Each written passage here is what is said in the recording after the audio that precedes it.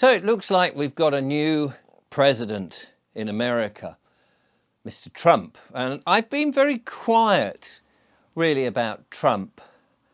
It's one of these situations that I don't follow all the machinations and every little bit of tittle tattle here, and is he good, is he bad, what's going to happen.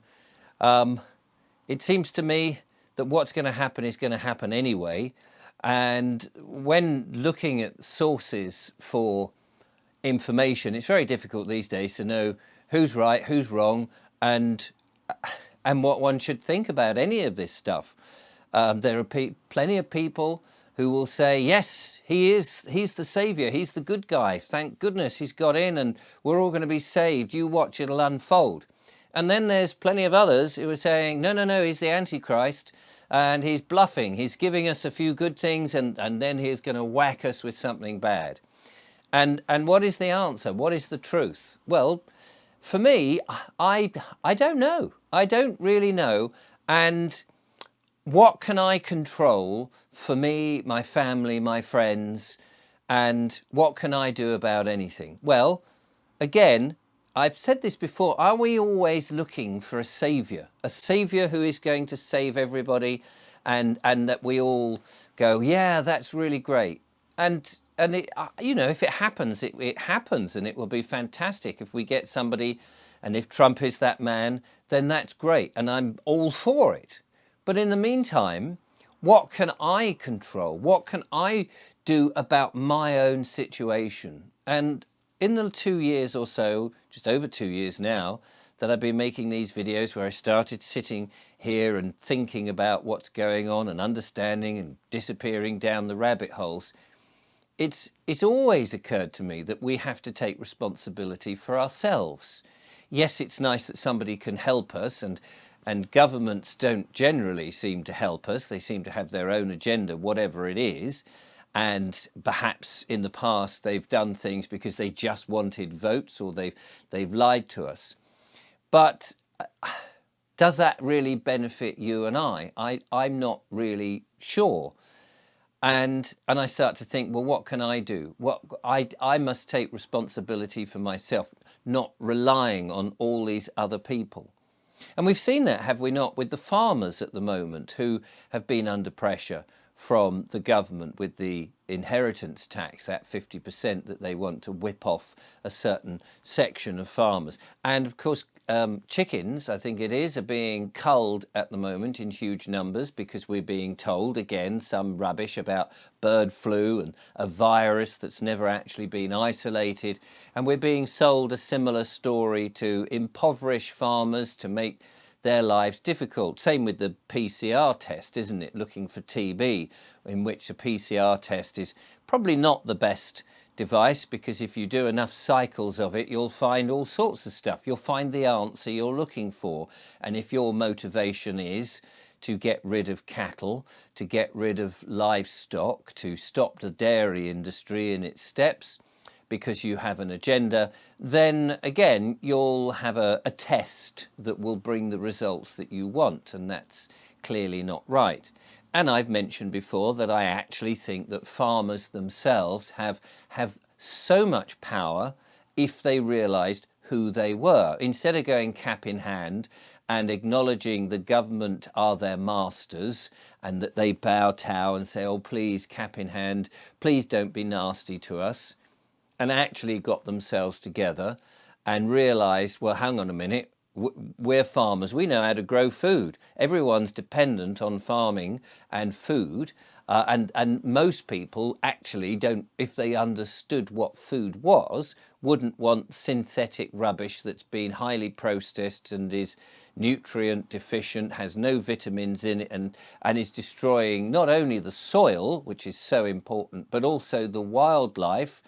Then actually they may think, well, what can we do? We've got the land. That's what the government wants. We've also got the land. If farmers got together, they could, like so many branches of the people, if people got together and actually united and said, you know what, we actually have the power. The police are supposed to govern or police by consent. The government is supposed to govern by consent. We have all that power if only we really knew it. But we're so busy being distracted by nonsense and blaming one another. I mean, we have all these little communities, do we not? The various assemblies and communities and freedom groups and so hubs. But for some reason, all of them go, no, we do it this way and we're not going to integrate with you. No, we're not going to go and join yours because we think we've got the answer and you haven't. And this guy knows everything. He is our saviour. And the egos are what stops us actually uniting and going, hang on a minute, we're people. We are people. And collectively, there are more of us than you lot. You think you've got the power, but actually we can just oust you by not consenting, not giving you jurisdiction, not agreeing with you, and not being the legal fiction, this completely made up name that's registered at the Crown Corporation. I mean, the absurdity of the situation. I mean, just look at it for the one basic thing.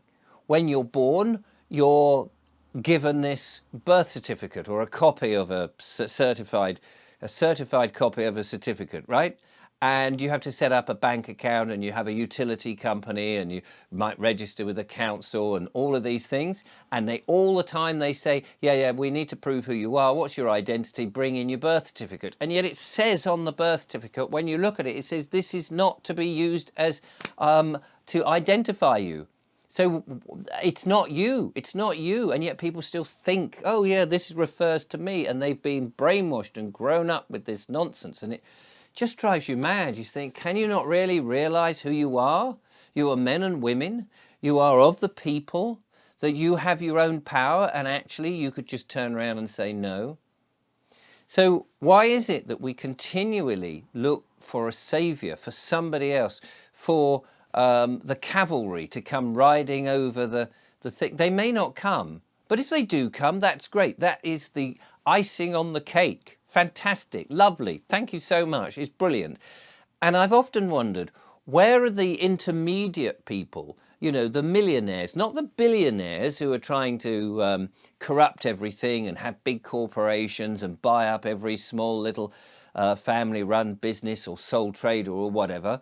Where are the millionaires whose sons and daughters took a certain medical intervention and have died or have had problems, and that they're angry with the system? Where are they in the story? When I go and meet people at these various talks and things, I see people like myself, perhaps, you know, not with a lot of money, perhaps, you know, middle-aged, perhaps retired and what have you. I don't see the millionaires sitting there saying, do you know what, I can actually help you lot. I could just invest quite a bit of money. Here's £100,000. Let's get people buying land. Let's get them on the land and growing vegetables. Let's really make things happen. I don't see those people. Where are they? Where are they coming forward saying, we've got some money? I've heard rumours that there are people out there with a lot of money, and 2 years down the line, you go, well, what happened to these rumours? Where is that money? Where are this special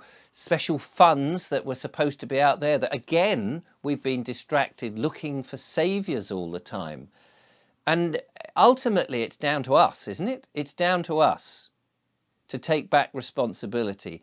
If we believe that the council is collecting money fraudulently, acting fraudulently, if we believe that the police have become policy officers to work in the world of commerce about goods and services, if we believe that the judges are corruptly supporting and not signing proper documents, if we believe the council are sending out liability orders themselves instead of the courts, then yes, I know some people are pushing back, but we need more people just to turn around and say, this is not right. This is not right. It's not what we asked for. I don't know anybody who said, I want 5G in my town and I want dodgy certificates. I want something that people are suffering with mental health. They can't sleep at night. They've got radiation going on. I don't know anybody who says, I must have a smart meter in my house.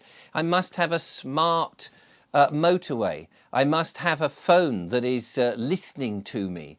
I don't know any of these people. Where are they? Where are this clamour that the government go, oh, yeah, the people want this, so we must do it?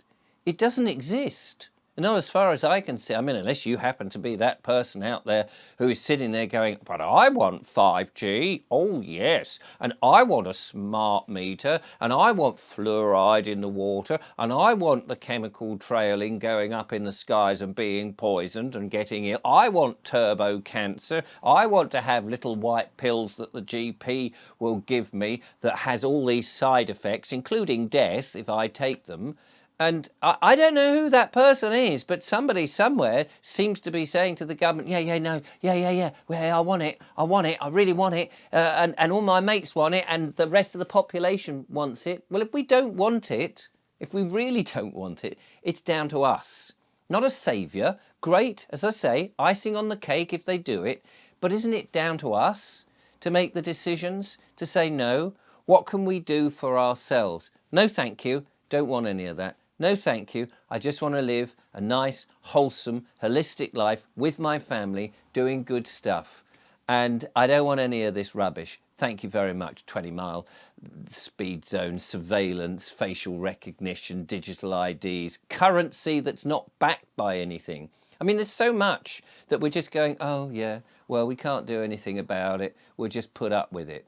Why is it that we just put up with it? Switch that television off. Throw it in the bin. Move away from all that social media. Mobile phones are the things that we have been seduced by recently, these smartphones, so that everything's on one phone. I try not to use that. I have a camera for making videos with. I don't use that. Why would I want to make videos with a smartphone that is sending all that data off to somebody else who's listening to it? Why would I want to keep my bank details on my smartphone? Why would I want to put everything into a digital format so that the other side, those that don't like us very much, can know all about me? No, thank you. I take back responsibility for myself. But until we do that, we're always going to be looking for a saviour, for somebody else, because we are acting like children and we just can't seem to grow up and be adults anymore. Why is that?